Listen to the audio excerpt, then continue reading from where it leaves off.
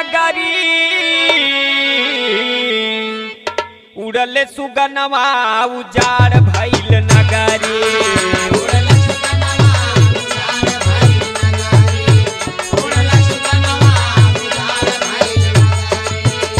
हे उजाड़ भइल नगरी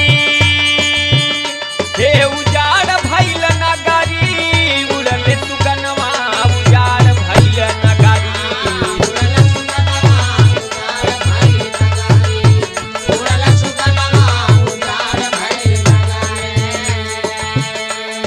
लेकिन ये हरिओम भैया कहना बा